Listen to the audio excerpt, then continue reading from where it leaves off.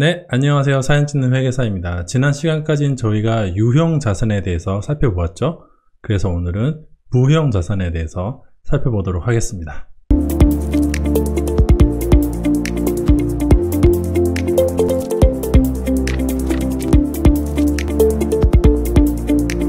자, 그러면은 무형자산이 무엇이냐? 무형자산은 물리적 실체가 없지만 식별 가능한 비화폐성 자산을 말을 합니다. 첫 번째로 물리적 실체가 없어야만 그게 무형자산이겠죠. 물리적 실체가 존재하면 그때는 유형자산이 될 거예요. 두 번째로 식별 가능해야 되는데 아무리 물리적 실체가 없더라도 그게 허무맹랑한 것이 아니라 식별 가능해야 된다. 보통 뭐 저작권이라고 하면은 예를 들어 마블이 가지고 있는 마블의 캐릭터들에 대한 저작권은 식별이 가능하잖아요. 그런 의미라고 보시면 될 것 같아요. 만약에 감이 잘 안 오시면은 한번 허가 없이 마블의 캐릭터를 활용해서 영리활동을 해보세요. 그러면은 이런 게 식별 가능하다라는 것을 뼈저리게 알 수 있게 됩니다. 아시겠죠? 세 번째는 비화폐성 자산. 만약에 이게 뭐 예금이나 아니면은 주식이나 이런 화폐성 자산이라고 하면요, 그때는 무형자산이라고 하지 않고요, 금융자산이라고 분류를 합니다. 아시겠죠? 그래서 물리적 실체가 없고 식별 가능한 비화폐성 자산을 무형자산이라고 한다라고 보시면 될 것 같아요. 구체적으로 어떤 게 있는지는 제가 밑에서 하나씩 예시를 들어드리도록 하겠습니다. 또 한 가지 중요한 포인트가 하나의 회계기간을 초과해야 돼요. 무슨 말이냐면 예를 들어 앞서서 말씀드린 무형자산의 정의를 충족하더라도 그게 하나의 회계기간을 초과하지 않아서, 즉 1년 이내로 사용하고 증발이 된다면은 굳이 그걸 자산이라고 보지 말고 비용으로 봐도 된다는 뜻이에요. 즉 자산이라는 거는 원가가 발생해서 바로 비용으로 가지 않고 자산이란 정거장을 거쳐가는 것인데, 그게 기간이 1년이 안 된다면 그냥 바로 비용으로 가라 라고 생각을 하시면 될 것 같습니다. 대충 이제 느낌이 오시죠? 자, 이러한 무형 자산에서 가장 대표적인 게 바로 영업권이에요. 이거 조금 어려우니까 한번 잘 따라와 보세요. 영업권의 정의를 보자면은 크게 이렇게 세 가지 정도로 살펴볼 수 있을 것 같아요. 뭐 어떤 식으로 이해하시든 간에 다 맞는 말입니다. 첫 번째, 개별적으로 식별하여 인식할 수는 없지만 사업 결합에서 획득한 그 밖의 자산에서 발생하는 미래 경제적 효익을 나타내는 자산. 야, 이게 도대체 무슨 말이냐? 거의 외계어죠, 이 정도면. 두 번째, 눈으로 식별되진 않으나 기업이 입지 조건이나 브랜드 충성도, 기술, 조직의 우수성 등에 의해서 동종업계의 다른 기업들에 비하여 초과 수익력을 갖는 배타적 권리. 이거는 약간 좀 감은 오는데 여전히 외계어인 건 마찬가지죠. 세 번째, 법률적인 보호는 없지만 경영상의 유리한 관계 등 사회적 실질 가치를 갖는 자산으로 흔히 권리금이라고 불리는 것. 이건 대충 느낌이 오시죠? 흔히 일반적인 사회에서 영업권이라고 하면은 보통 이 3번의 의미에 더 가까워요. 그 자영업 하시는 분들 점포를 임대를 하실 때 권리금 주고 들어가잖아요. 그게 좋냐 나쁘냐를 떠나서 상당히 재밌는 제도이긴 한데 우리나라는 권리금을 주거든요. 보통 그런 의미인데 회계에서 영업권이라고 하면은 대개 이 첫 번째 의미로 그 용어가 사용이 된다고 보시면 될 것 같아요. 개별적으로 인식할 수는 없지만 사업 결합. 여기서 중요한 게 사업 결합인데 여기서 획득한 미래 경제적 효익을 나타내는 자산이다. 이걸 말로 들으면요 이해가 안 됩니다. 그래서 실제로 그냥 예시를 보여드릴게요. 이 복잡한 거 다 이해하실 필요가 없어요. 그냥 예시만 보시면 바로 이해가 돼요. 첫 번째, 자산 1000원, 부채 500원짜리 회사가 있다고 가정을 할게요. 그런데 내가 이 회사를 800원에 인수를 했어요. 그럴 때 회계 처리를 어떻게 하느냐. 일단 제가 지금 회사를 샀으니까 자산 1000원도 샀죠? 대신에 부채 500원도 가져왔습니다. 보통 회사를 사오면 이렇게 회계 처리를 해요. 회사를 샀다는 거는 그 회사의 자산도 샀지만 그 회사의 부채도 사온 것이기 때문에 둘 다 표시를 해줍니다. 그리고 그거에 대해서 현금 800원을 냈어요. 그럼 차대가 안 맞잖아요. 이쪽 합계는 지금 1300인데 이쪽 합계는 1000원이니까 300원을 채우긴 채워야 되는데 그거를 뭐라고 하느냐? 바로 영업권이라고 합니다. 이게 무슨 개념이냐면은 자, 회사가 1000원짜리 자산이 있고 500원 부채가 있으면 그 회사 자본은 얼마예요? 500원이겠죠? 그렇겠죠? 자산 1000원, 부채 500이면 자본은 500원이 됩니다. 그러니까 이 회사의 가치는 이 500원이라고 볼 수 있어요. 근데 내가 이거 얼마 주고 샀다고? 이거를 800원에 샀어요. 그러니까 300원을 플러스로 더 준 셈이잖아요. 내가 500원짜리 회사를 사는데 300원을 더 줘가지고 800원에 샀으면은 그 300원이 이유가 있으니까 좋겠죠? 그 회사 장부상에 있는 자산은 1000원인데 사실상 거기에는 300원짜리 어떤 무언가가 더 있었다는 거죠. 그러니까 그 회사 자산이 1300원이었다는 뜻입니다. 그러니까 부채 500을 빼서 800원이 된 거잖아요. 그러면은 장부상에 표현되지 않는 그 무언가, 내가 저 회사를 사왔는데 300원을 더 주고라도 사고 싶게 만드는 그 무언가가 바로 영업권이에요. 얼마 전에 되게 재밌는 기사를 본 적이 있는데, 방탄소년단을 보유하고 있는 그 회사 이름이 뭐죠? 아무튼 그 엔터테인먼트사가 장부 가치가 제대로 돼 있지 않다라는 기사였어요. 사실 그 기자분께서는 좀 회계를 모르시는 분이긴 하셨는데, 아무튼 간에 방탄소년단이 앞으로 돈을 많이 벌 수 있는 가치가 있는데 그 가치가 자산에 표현되어 있지 않다라고 말씀을 하신 거였는데, 제가 만약에 그 매니지먼트 회사를 사는데 그 회사 지금 장부상에 있는 건물이나 그게 뭐 한 1000억이라고 치고요, 그 회사 부채가 뭐 한 800억 있다고 쳐요. 그럼 그 회사 200억인데 200억이면은 내가 그 회사 살 수 있겠어요? 못 삽니다. 왜냐면은 앞으로 방탄소년단이 몇 조를 벌 수 있을지도 모르는데, 내가 그 회사 뭐 자산이 1000억이고 부채가 800억이라고 200억에 살 수가 없어요. 아무도 안 팔 거예요. 그럼 내가 적어도 그 방탄소년단이 앞으로 몇 년간 벌 수 있는 돈은 줘야 그 회사를 살 수 있겠죠. 뭐 곧 상장한다고 하긴 하는데, 그런 것처럼 장부상에 표현되지 않은 그 무언가, 돈을 벌 수 있는 어떤 그 무언가가 바로 영업권이라고 보시면 될 것 같습니다. 계속 설명을 이어나가기 전에 한 가지만 잠깐 보자면은, 그럼 만약에 내가 더 싸게 사면 어떻게 되냐? 이때 똑같이 차변에 자산 1000원, 대변에 부채 500을 줬고요. 내가 회사를 샀다는 거는 자산이랑 부채가 다 내 거가 됐다는 뜻이니까 이렇게 처리를 하고요. 그 다음에 현금 300원을 적어주면은 대차가 안 맞죠? 이쪽은 합계가 1000원이고 이쪽 합계가 800원이니까 거기에 이제 200을 적어야 되는데, 그때는 염가 매수 차익이라고 적습니다. 내가 그거를 싸게 산 거니까 500원짜리 회사를 지금 300원에 산 거잖아요. 그럴 경우에는 이 우측에다가 염가 매수 차익이라고, 염가 매수, 내가 싸게 샀다 라는 뜻이에요. 차익, 그래서 이득을 봤다, 싸게 사서 이득을 봤다라는 뜻으로 염가 매수 차익이라는 계정이 옵니다. 근데 이거는 뭐 굳이 아실 필요는 없어요. 오늘 중요한 건 영업권이니까 염가 매수 차익은 그냥 궁금하실까봐 설명을 드렸다고 보면 될 것 같습니다. 자, 아까 그럼 제가 말씀드릴 때 그 기자분이 회계를 잘 모르고 그런 기사를 썼다 라고 말씀을 드렸잖아요. 그게 왜 그러냐면은, 이 영업권의 종류는요 크게 두 개가 있어요.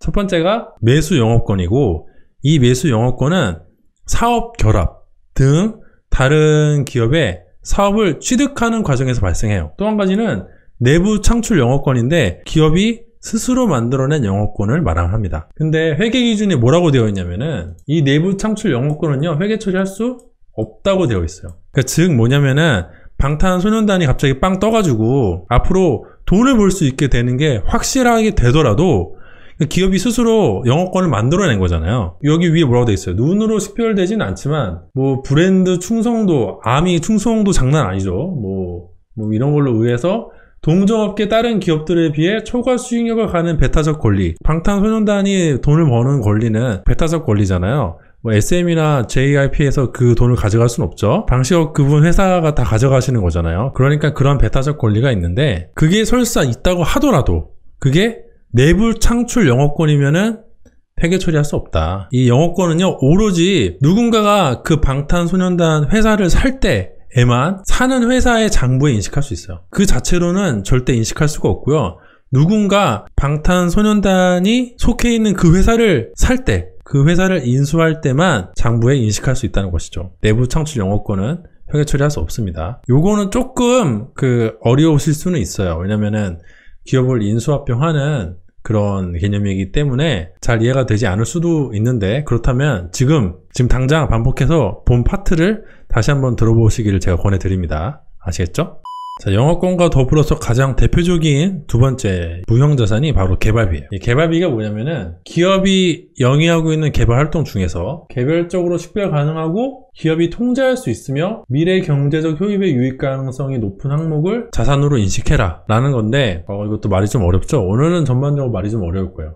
이 무형자산은 눈에 보이지 않는 거기 때문에 그게 어떤 개념인지 설명을 해야 해서 말이 조금 어렵습니다. 일단 첫 번째, 개별적으로 식별 가능하다라는 걸 말씀드렸죠. 어떤 권리면은 그게 딱 식별이 가능해야 돼요. 다른 거랑 섞이지 않고 그 권리 자체로 존재할 수 있어야만 개별적으로 식별 가능하고 회계 처리를 할 수가 있어요. 기업이 통제하고 있으며, 이건 사실 개발비가 아니라 모든 자산이 기업이 통제할 수 있어야만 합니다. 그래서 특별히 대단한 건 아니고, 세 번째, 미래 경제적 효익의 유익 가능성이 높아야 된다. 이것도 역시 자산의 기본적인 특성 중에 하나잖아요.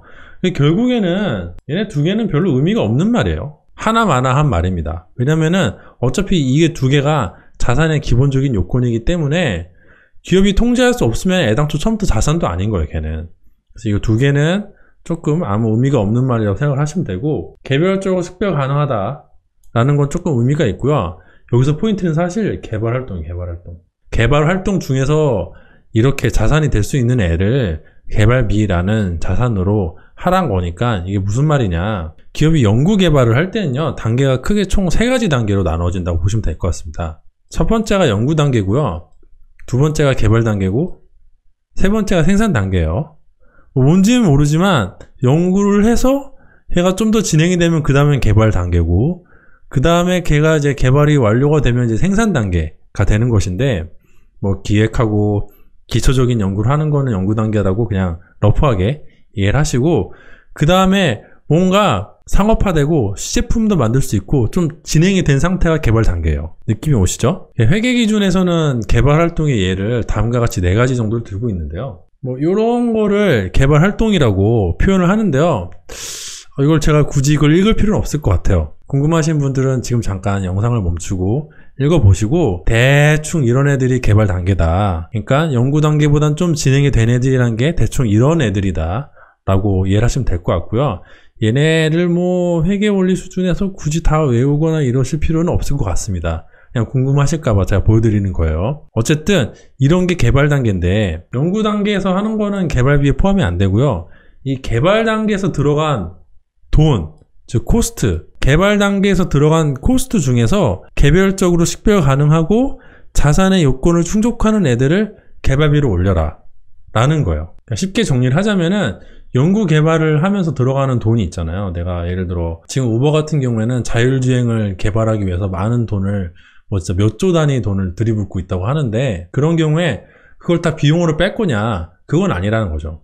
연구 단계에서는 그게 뭐 가치가 있을지 없을지 모르잖아요. 연구를 하다가 실패를 하면 돈이 다 날아가는 건데, 성공을 하면 그게 또 자산이 되는 거고요. 연구를 하다가 실패를 하면 이제 그냥 비용이 되는 거고, 연구를 하다가 성공을 하면 그게 자산이 되는 건데, 그거를 연구 단계에서는 성공할지 실패할지 모르니까 회계 처리하지 말고 비용으로 빼고, 개발 단계 정도 오면은 잘 될 수 있다는 어떤 그 가능성이 보이는 단계니까, 그때 들어간 돈 중에서 개별적으로 식별 가능하고 자산의 요건을 충족하는 애는 자산을 잡아라 라는 거예요. 예를 들어 개발 단계인데 그때 들어가는 돈 중에서 개별적으로 식별 가능하지 않은 애들이나, 또는 이게 개발이 되더라도 미래에 어떤 경제적 효익을 가져다 줄 것 같지 않은 애들은 개발비가 될 수 없고요. 그러니까 개발비가 이름이 비용이 붙어서 자산 같지 않은 느낌이 드는데 그게 자산이에요. 그래서 그런 거는 개발비가 될 수 없고, 될 것 같은 애들 중에서 됐는데 돈이 될 것 같은 애,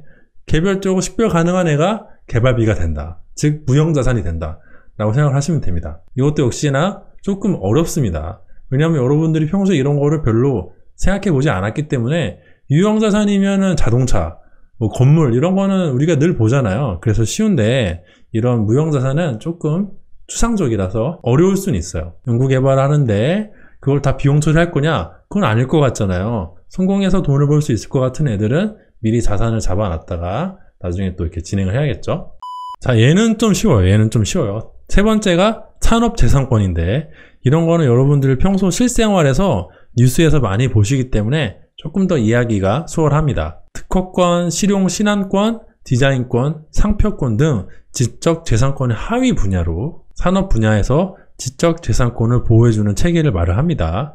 하나씩 보자면은, 첫 번째 특허권은 전에 없던 거를 최초로 발명한 것을 말해요. 그리고 보통 얘는 한 20년 정도, 상황에 따라 다르겠지만은 보통 20년 정도는 권리가 보장이 됩니다. 실용 신안권, 이건 조금 낯섰을 텐데, 이거는 이미 발명된 것을 개량해서 더 편하게 쓸 수 있도록 한 것이에요. 그래서 특허권은 없던 거를 만드는 게 특허권이고 실용 신안권은 이미 발명된 것을 개량해서 더 편하게 쓸 수 있도록 한 것이다. 이거는 보통 한 10년 정도 보장이 됩니다. 세 번째는 디자인권.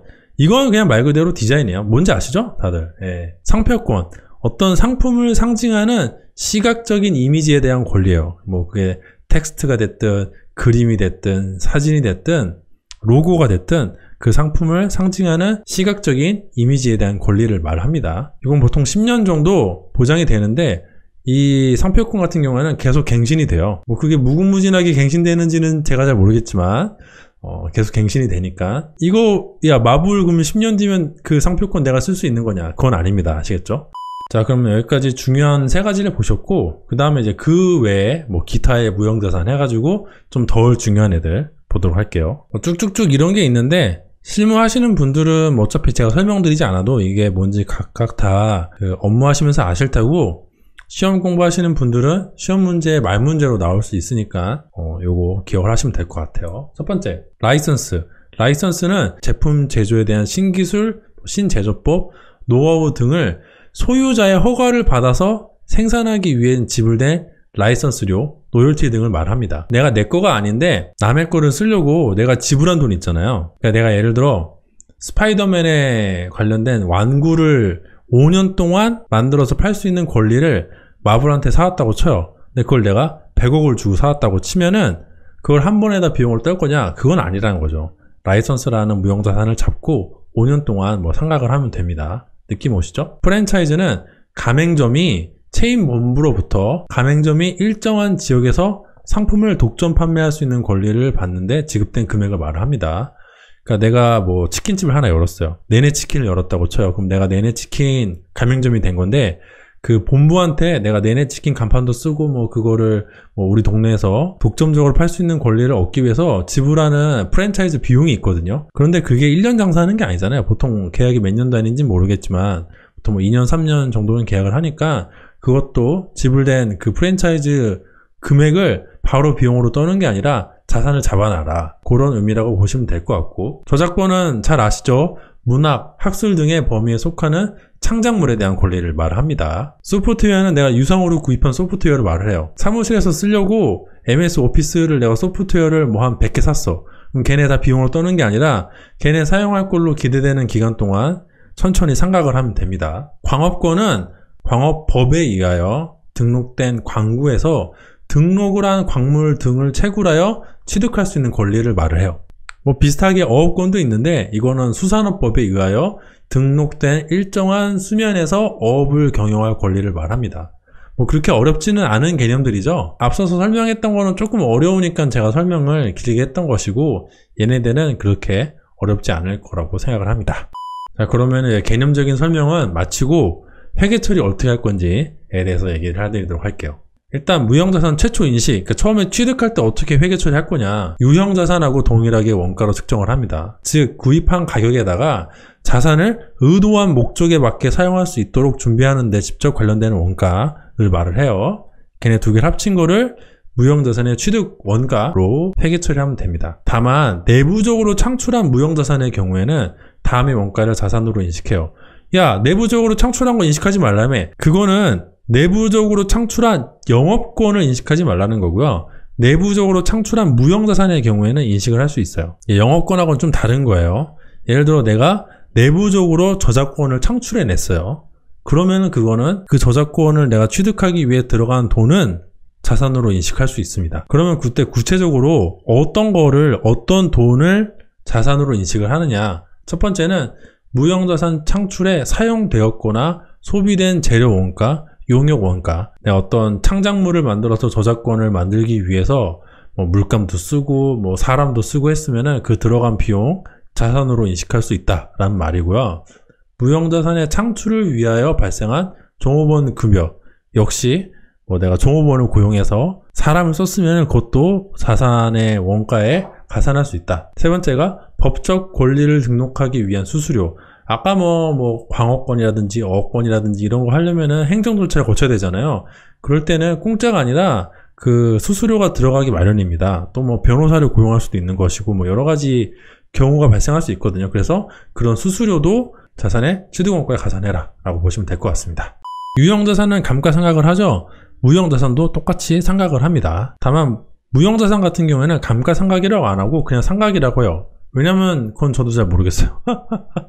교수님들한테 물어보세요. 그건 저는 잘 몰라요. 크게 내용연수가 유한한 무형자산이랑 내용연수가 비한정인 무형자산이 있는데, 첫 번째, 내용연수가 유한한 무형자산은요, 그 내용연수 동안 체계적인 방법으로 원가를 배분하면 돼요. 근데 보통 무형자산은 정액법을 많이 사용하는 것 같습니다. 실무에서는. 이거 역시나 유형자산처럼 자산이 사용 가능한 때부터 상각을 시작을 하면 됩니다. 다만 이게 좀 재밌는 게, 유형자산은 감가상각 누계액이라는 걸 써가지고 회계 처리를 했는데, 이 무형자산은요 직접 상각을 해요. 무형자산 적고 그러니까 직접적으로 차감을 시키고 반대쪽에 상각비를 적고요. 그래서 이렇게 무형자산 상각 누계액이라는 계정을 안 쓰고 직접 차감하는 경우도 있는데, 근데 또 무형자산 상각 누계액을 쓰는 경우도 있어요. 그러니까 유형자산 같은 경우에는 무조건 감가상각 누계액이라는 계정을 활용해서 회계 처리해야 되는데, 무형자산 같은 경우에는 무형자산 상각 누계액이라는 계정을 사용할 수도 있고 사용하지 않을 수도 있다 라고 보시면 되고요. 실무에서는 대체로 사용 안 하는 것 같습니다. 다만 시험 문제에 저거를 막 교재에 사용하는 것처럼 되어 있으면요, 그냥 그 교재 따라가세요. 교수님이 저거를 이렇게 막 그 수업 시간 했으면은 시험 문제 풀이할 때 굳이 모음을 하실 필요가 없어요. 그냥 교수님이 하신 대로, 아, 교수님이 상각 누계액을 쓰셨구나, 그럼 나도 써야겠다라고 하시는 게 지혜로운 방법이라고 저는 생각을 합니다. 아시겠죠? 두 번째, 내용연수가 비한정인 무형자산. 이게 유형자산이면은 내용연수를 정확하게 알기가 쉽거든요. 왜냐면 그게 물리적인 실체가 있으니까. 자동차면은 걔가 무한하게 굴러가지는 않을 거잖아요. 보통 한 10년 타면은 폐차를 하게 되니까. 그런데 무형자산 같은 경우에는 유형적인 실체가 없다 보니까 내용연수가 되게 애매한 경우가 있어요. 이 비한정이란 말은 애매하다라고 이해하시면 되는데, 그렇게 내용연수가 애매할 때는 어떻게 하느냐? 상각하지 않는다. 상각을 안 해요. 다만 그 무형자산이 손상되지 않았는지를 매년 검토하면 돼요. 이 무형자산 내가 어떤 권리가 있는데 얘가 맛이 가지 않았는가는 매년 검토를 하되, 그렇다고 걔를 상각하지는 않는다. 왜냐면 내가 상각을 하려면은 내용연수를 알아야 되는데 내용연수 자체를 모르니까 사실 할 수가 없는 거죠. 다만 주의를 하실 게, 내용연수가 비한정하다는 것과 내용연수가 무한하다는 것은 다른 개념입니다. 비한정 내용연수라는 것은 단지 내용연수가 얼마인지 정확하게 모른다는 것 뿐이에요. 무한하다는 건 아니에요. 무한 내용연수라는 거는 토지처럼 어떤 특정한 권리를 내가 앞으로 무궁무진하게 영원히 사용할 수 있게 되는 경우를 말을 하는데, 이런 경우는 많이 없고요. 대체로 그 상각을 하지 않는 무형자산은 비한정 내용연수, 즉 저게 무한하지는 않는데 정확히 몇 년 동안 사용할지 잘 모르겠다 라는 상황에 있다고 보시면 될 것 같습니다. 자, 그래서 오늘 강의 마지막 그 챕터예요. 무형자산의 재고. 그러니까 지금 취득해서 상각하고 제거하는 것까지 회계처리 알려드리는 거예요. 무형자산을 처분하거나 아니면 더 이상 쓸모가 없어지는 경우 재무상태표에서 제거한다 라고 보시면 될 것 같고, 예시를 보자면은 1,000원에 취득해서 200원을 상각한 무형자산을 내가 지금 1,100원에 어디 팔았어요. 이런 경우 회계처리 어떻게 하는가? 일단 무형자산 800원. 왜냐? 얘는 상각누계액을 안 쓰는 경우니까 1,000원에 취득해서 200원 상각했으면 지금 800원이겠잖아요. 그래서 800원을 대변에다 적어서 없애주고, 차변에는 현금 1,100원을 적습니다. 그럼 차대가 안 맞죠? 차대가 안 맞는 300원을 무형자산 처분이익이라는 계정으로 적어주시면 됩니다. 요거 쉽게 이해가 되시죠? 반대로 내가 얘를 좀 싸게 팔았으면은 무형자산 처분 손실이라는 계정을 써가지고 차대를 맞춰주시면 될 것 같아요. 네, 이상으로 오늘 강의 마치도록 하고요.